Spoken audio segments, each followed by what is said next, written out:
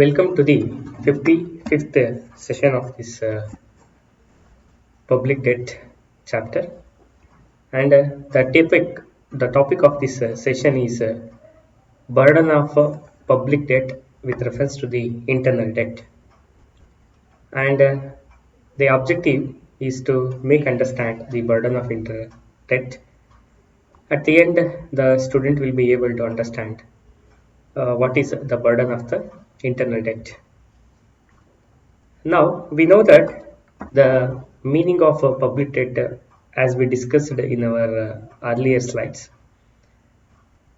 or the earlier sessions, internal debt is it's a money borrowed from the individuals and institutions within the nation or a country.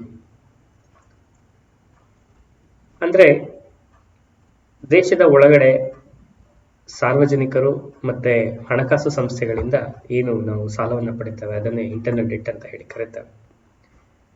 In this session we speak about the burden of public debt in three ways. First one, internal debt, whether it creates direct money burden or not. Then direct real money burden, and internal debt into the future generations make impact on the future generation or the future burden.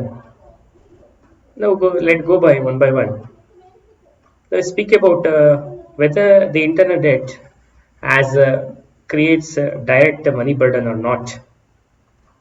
The answer, simply we can say that since the internal debt is imposition of taxation to pay interest to the lenders, and also the interest payment on the debt, it simply transfer of purchasing power from one person to another. Andre ಇಲ್ಲಿ why it is not creating direct money burden ಅಂತ ಹೇಳೋದಾದ್ರೆ, ಏನು ಸಾಲದ ಮೇಲೆ ಬಡ್ಡಿಯನ್ನ ವಿಧಿಸ್ತೇವೆ ಮತ್ತೆ ಹಾಗೆ ಸಾಲವನ್ನು ವಸೂಲಿ ಮಾಡೋದಕ್ಕೆ ಏನು ಟ್ಯಾಕ್ಸೇಷನ್ ಅನ್ನ ಅಥವಾ ತೆರಿಗೆಯನ್ನ ವಿಧಿಸ್ತೇವೆ to pay the interest,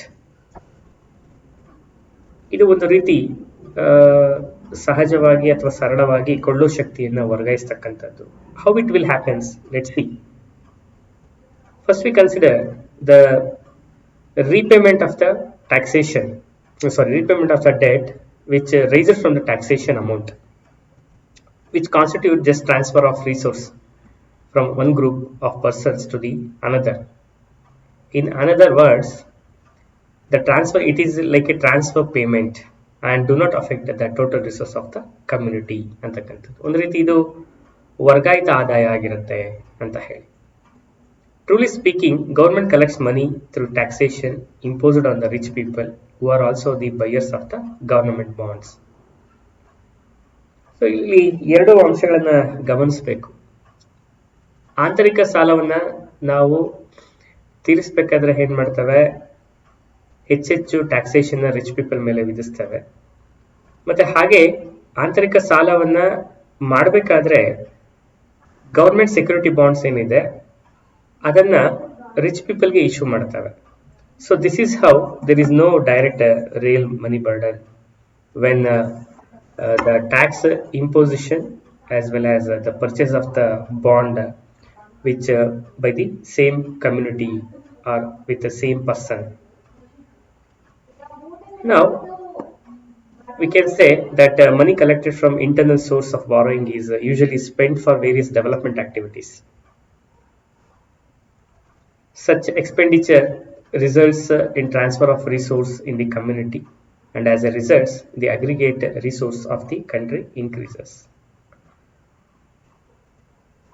Now, we know that the internal sources such as the financial institutions or the individuals from where we borrow, and we spend this one to the development activity. Thus, the aggregate resource of the country increases. In this manner also we consider, or this way of treating, that there is no direct money burden of the internal debt.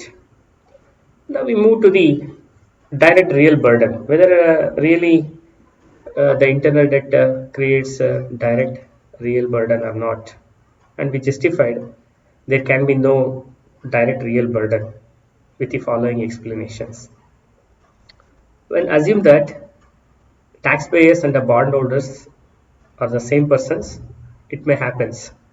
But we know that taxpayers and bondholders belong to different income groups in the community, then it will create a direct real burden.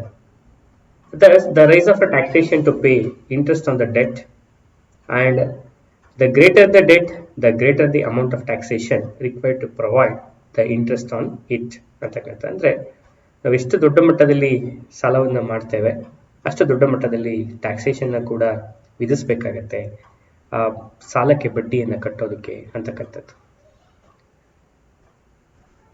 Now imagine that the taxpayers ordinarily the poor people, when the government pays interest with the principal to the bondholders.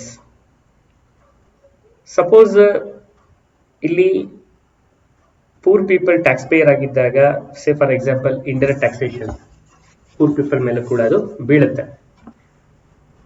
Then but the public debt raised from the bondholders, say some rich peoples, so they are paying eventually the interest to the principal. It results the transfer of purchasing power from the poor people to the richer people. ಹಾಗಾಗಿ taxation ಅನ್ನ poor people ಮೇಲೆ ವಿಧಿಸಿ ಏನು bond holders rich people ಇದ್ದಾರೆ ಅವ್ರಿಗೆ interest pay ಮಾಡಿದಾಗ ಈ transfer of purchasing power ಏನಾಗುತ್ತೆ ಪೂರ್ ಪೀಪಲ್ ಇಂದ ರಿಚ್ ಪೀಪಲ್ಗೆ ಅದು ವರ್ಗಾಯಿತ ಆಗುತ್ತೆ ಅಂತಕ್ಕಂಥದ್ದು. So this results in inequality in the distribution of income and wealth. So this is cause as we mentioned here the direct real burden. ಇಲ್ಲಿ ಕಾಣಿಸ್ಬೋದು ನೀವು ಹೇಗೆ ಈ ಒಂದು ಪ್ರೋಸೆಸ್ ಇಂದ ಇನ್ಇಕ್ವಾಲಿಟಿ ಆಗುತ್ತೆ ಆದಾಯ ಮತ್ತು ಸಂಪತ್ತಿನ ವಿತರಣೆಯಲ್ಲಿ. ಹಾಗಾಗಿ ಇದನ್ನ ನೇರ ಹೊರೆ ಅಂತ ಹೇಳಿ ನಾವು ಪರಿಗಣಿಸಬೇಕಾಗುತ್ತೆ, ನೇರ ಹಾಗೂ ನೈಜ ಹೊರೆ ಅಂತ ಹೇಳಿ ಪರಿಗಣಿಸಬೇಕಾಗುತ್ತೆ ಈ ಅಂಶವನ್ನ ಅಂತಕ್ಕಂಥದ್ದು. Now the last point that in relation to the internal debt, whether it make burden on the future generation, some economists argue that when the government borrows, at present generation escapes the burden, but after the loan is repaid at the later date with interest. Say for the long term loans we raised, say for 20 years, 30 years, the future generation has to suffer by being forced to pay additional taxes in the long run. That's how we say that we can say that it burdens on the future generation. So till now we discussed about the burden of internal debt. Thank you for watching and listening.